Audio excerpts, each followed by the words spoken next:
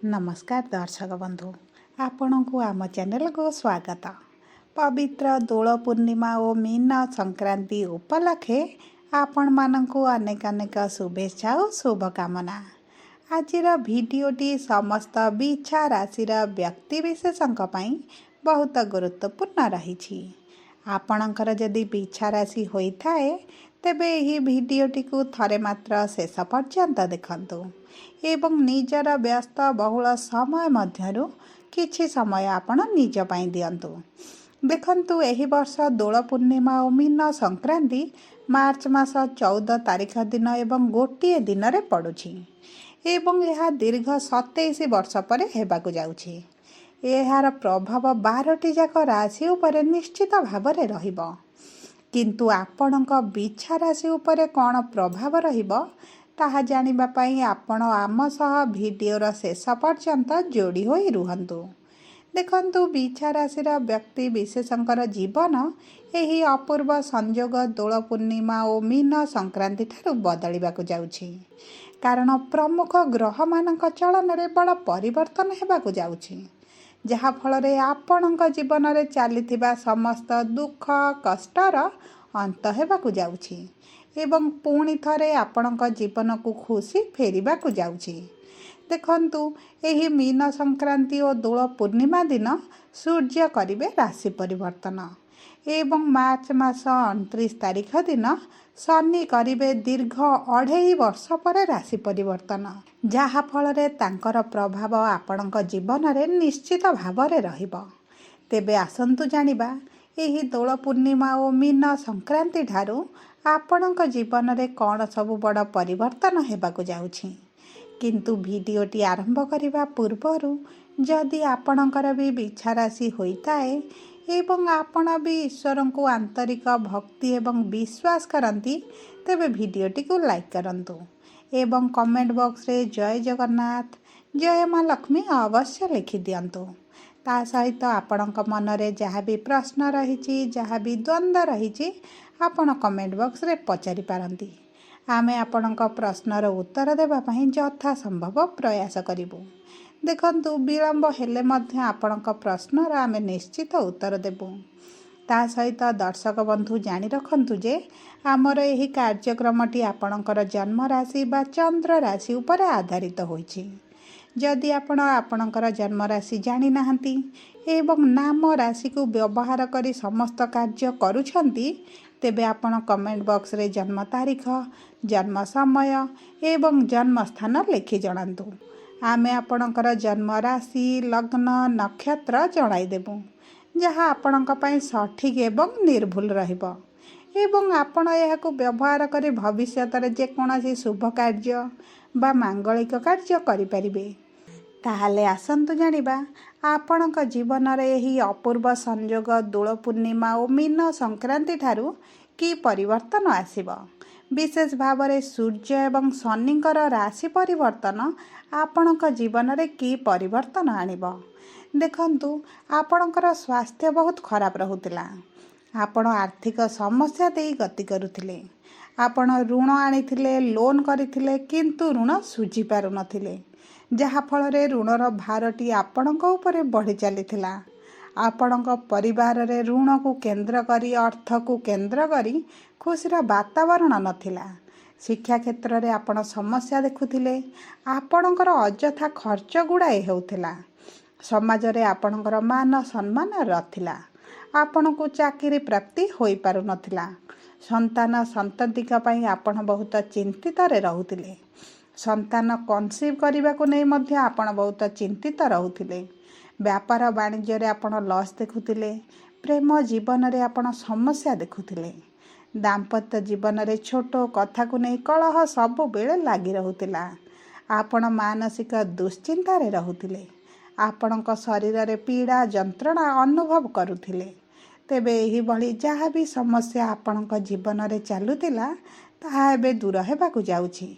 आपणक जीवन रे पुणी थरे खुशी फेरिबाकु जाउछि। आपणक जीवन रे नूतन सूर्य उदय हेबाकु जाउछि। तेबे सर्वप्रथमे आसंतु जानिबा ଆପଣଙ୍କ ବିଛା ରାଶିରେ ନବଗ୍ରହଙ୍କର ସ୍ଥିତି ଏହି ଦୋଳ ପୂର୍ଣ୍ଣିମା ଓ ମୀନ ସଂକ୍ରାନ୍ତି ଠାରୁ କିଭଳି ରହିବ? ଦେଖନ୍ତୁ, ଆପଣଙ୍କର ଚତୁର୍ଥ ଗୃହରେ ସୂର୍ଯ୍ୟ ଏବଂ ଶନି, ପଞ୍ଚମ ଗୃହରେ ରାହୁ, ଶୁକ୍ର ଏବଂ ବୁଧ, ସପ୍ତମ ଗୃହରେ ଗୁରୁ, ଅଷ୍ଟମ ଗୃହରେ ମଙ୍ଗଳ ଏବଂ ଏକାଦଶ ଗୃହରେ କେତୁ ବିରାଜମାନ କରିଛନ୍ତି। ତେଣୁକରି ସେହି ଗୃହଗୁଡ଼ିକରେ ସେମାନଙ୍କର ପ୍ରଭାବ ଅଧିକ ରହିବ। ବିଶେଷ ଭାବରେ ଆପଣଙ୍କର ଚତୁର୍ଥ ଗୃହଟି ଅଧିକ ପ୍ରଭାବିତ ହେଉଥିବ। କାରଣ ସୂର୍ଯ୍ୟ ଶନି ପିତା ପୁତ୍ର ହେଲେ ମଧ୍ୟ ଆଉ ସେମାନଙ୍କ ମଧ୍ୟରେ ଶତ୍ରୁତା ମନୋଭାବ ରହିଥାଏ। ଯେହେତୁ ଉଭୟ ଆପଣଙ୍କର ଚତୁର୍ଥ ଗୃହରେ ବିରାଜମାନ ଅଛନ୍ତି, ଆପଣଙ୍କର ଚତୁର୍ଥ ଗୃହ ଅଧିକ ପ୍ରଭାବିତ ହୋଇଥିବ। ଦେଖନ୍ତୁ, ଆପଣଙ୍କର ଚତୁର୍ଥ ଗୃହ ହେଉଛି ଭୋଗ, ବିଳାସ, ଐଶ୍ୱର୍ଯ୍ୟ, ସୁଖ, ସମୃଦ୍ଧିର ଗୃହ। ବିଶେଷ ଭାବରେ ଆପଣଙ୍କର ମାଆଙ୍କର ଗୃହ। ଆପଣ ଦେଖିବେ ଆପଣଙ୍କର ମାଆଙ୍କର ସ୍ୱାସ୍ଥ୍ୟରେ ସମସ୍ୟା ଚାଲିଥିବ। ଆପଣଙ୍କ ମାଆଙ୍କ ସ୍ୱାସ୍ଥ୍ୟ ସବୁବେଳେ ଖରାପ ରହୁଥିବ। ତାଙ୍କର ଚିନ୍ତା ମଧ୍ୟ ଅଧିକ ରହୁଥିବ। ଅଧିକାଂଶ ସମୟ ସେ ମାନସିକ ସ୍ତରରେ ଭାଙ୍ଗି ପଡ଼ିଲା ଭଳି ଅନୁଭବ କରୁଥିବେ। ବହୁତ ଗୁଡ଼ିଏ ଚିନ୍ତାର ପ୍ରକୋପରେ ସେ ରହୁଥିବେ। ତାହା ସହିତ ଆପଣଙ୍କର ସୁଖ, ସୁବିଧା ଏବଂ ସମୃଦ୍ଧିରେ ବାଧା ବିଘ୍ନ ଆସୁଥିବ। ଆପଣ ଯେକୌଣସି କାର୍ଯ୍ୟ ଆରମ୍ଭ କରିବାକୁ ଚାହିଁଲେ କିମ୍ବା ଆପଣ ଯେକୌଣସି କାର୍ଯ୍ୟ କରିବାକୁ ଚାହୁଁଛନ୍ତି, ଆପଣଙ୍କ ନିଜ ପାଇଁ ହେଉ, ପରିବାର ବର୍ଗଙ୍କ ପାଇଁ ହେଉ, ଆପଣ ସମସ୍ୟା ଦେଖୁଥିବେ। ତେଣୁକରି ଏହା କେବଳ ଆପଣଙ୍କର ଗୋଟିଏ ଗୃହରେ ସୂର୍ଯ୍ୟ ଶନିଙ୍କର ଅବସ୍ଥିତି ହେତୁ। ଦେଖନ୍ତୁ, ଏହି 14 ତାରିଖ ଦିନ ସୂର୍ଯ୍ୟ ଆପଣଙ୍କର ଚତୁର୍ଥ ଗୃହ ତ୍ୟାଗ କରିବେ ଏବଂ 29 ତାରିଖ ଦିନ ଶନି ଚତୁର୍ଥ ଗୃହ ତ୍ୟାଗ କରିବେ। ତାପରେ ଆପଣଙ୍କର ଦେଖିବେ ସୁଖ ସୁବିଧାରେ ବୃଦ୍ଧି ଘଟିବ। ଆପଣ ଯାହା କାର୍ଯ୍ୟ କରିବାକୁ ଚାହୁଁଥିଲେ, ନିଜ ପାଇଁ କରିବାକୁ ଚାହୁଁଥିଲେ, ତାହା କରିବା ଆରମ୍ଭ କରିବେ। ବିଶେଷ ଭାବରେ ଆପଣଙ୍କ ମାଆଙ୍କ ସ୍ୱାସ୍ଥ୍ୟରେ ବଡ଼ ପରିବର୍ତ୍ତନ ଆସିବ। ତାଙ୍କର ଚିନ୍ତା ଦୂର ହୋଇଯିବ। ଦେଖନ୍ତୁ, ଯଦି ଆମେ ଆପଣଙ୍କର ସ୍ୱାସ୍ଥ୍ୟକୁ ଦେଖିବା, ତେବେ ଆପଣଙ୍କର ସ୍ୱାସ୍ଥ୍ୟ ସମ୍ପୂର୍ଣ୍ଣ ଠିକ୍ ରହିବ। ଆପଣଙ୍କର ସ୍ୱାସ୍ଥ୍ୟରେ କୌଣସି ଗମ୍ଭୀର ସମସ୍ୟା ଦେଖାଯିବ ନାହିଁ। ଆପଣଙ୍କର କିଛିଟା ପେଟର ସମସ୍ୟା ଅନୁଭବ କରିପାରନ୍ତି। ଆପଣଙ୍କ ପେଟରେ ଗ୍ୟାସ୍ ଭଳି, ଡାଇଜେସନରେ ସମସ୍ୟା, ଖାଦ୍ୟ ପାନୀୟରେ ସମସ୍ୟା, ଏହିଭଳି କିଛିଟା ସମସ୍ୟା ରହିପାରେ। ମୋଟାମୋଟି ଭାବେ ଦେଖିବାକୁ ଗଲେ ଆପଣଙ୍କ ସ୍ୱାସ୍ଥ୍ୟରେ କୌଣସି ବଡ଼ ସମସ୍ୟା ଆସିବ ନାହିଁ। ଯଦି ଆମେ ଆପଣଙ୍କର କର୍ମକ୍ଷେତ୍ରକୁ ଦେଖିବା, ଆପଣଙ୍କର କର୍ମକ୍ଷେତ୍ରରେ ଯଦି ପୂର୍ବରୁ କିଛି ସମସ୍ୟା ଚାଲିଥିଲା, ଆପଣଙ୍କର ଶତ୍ରୁମାନେ ବୃଦ୍ଧି ହୋଇଥିଲେ, ତେବେ ଏହିସବୁ ସମସ୍ୟା ଆପଣଙ୍କର ଦୂର ହୋଇଯିବ। ଆପଣଙ୍କର କର୍ମକ୍ଷେତ୍ରରେ ଆପଣ ପରିବର୍ତ୍ତନ ଦେଖିବେ।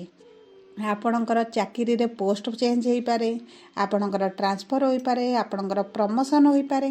ଯେକୌଣସି ମତେ ଦେଖିବେ ଆପଣଙ୍କର କର୍ମକ୍ଷେତ୍ରରେ ଆପଣ ପରିବର୍ତ୍ତନ ଦେଖିବେ।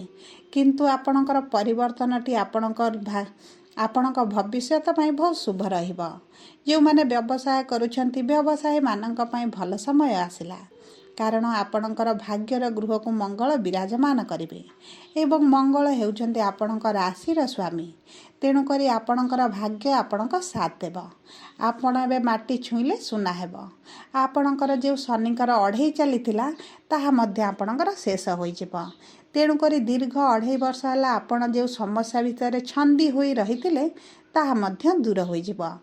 ଦେଖନ୍ତୁ, ଆପଣଙ୍କର ବ୍ୟବସାୟର ଉନ୍ନତି ଆସିବ। ବ୍ୟବସାୟକୁ ନେଇ ଆପଣ ଯେଉଁ ଚିନ୍ତିତ ଥିଲେ, ଯେଉଁ ଧାର କରଜରେ ଥିଲେ, ତାହା ମଧ୍ୟ ସୁଝିଦେବେ। ଆପଣଙ୍କ ପାଇଁ ବହୁତ ଭଲ ରହିଛି। ଏବଂ ଦେଖନ୍ତୁ, ଆପଣଙ୍କର ଲାଭ ନିଶ୍ଚିତ ଭାବରେ ବୃଦ୍ଧି ଘଟିବ। କାରଣ କେତୁ ଆପଣଙ୍କର ଏକାଦଶ ଗୃହରୁ ଦ୍ୱାଦଶ ଗୃହକୁ ଗୋଚର କରିବେ।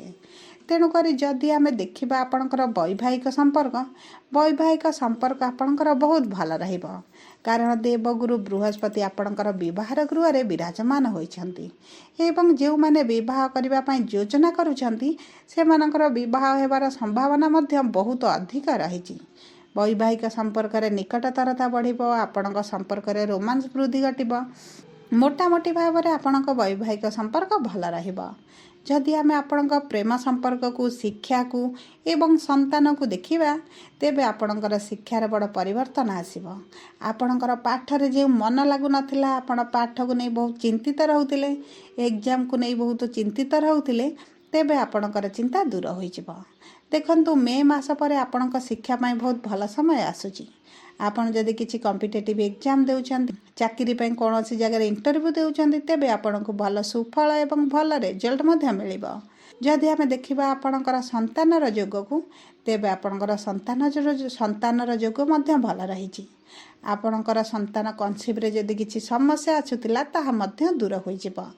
मोटामोटी भाव में यही मीन संक्रांति और दोल पूर्णिमा पर आपणकर भाग्यर परिवर्तन आसिब एवं मार्च मास 29 तारिख पर बड़ परिवर्तन आपण देखिबे। आपणक जीवनर बड़ बड़ समस्या गुड़िक समाधान होइजिब।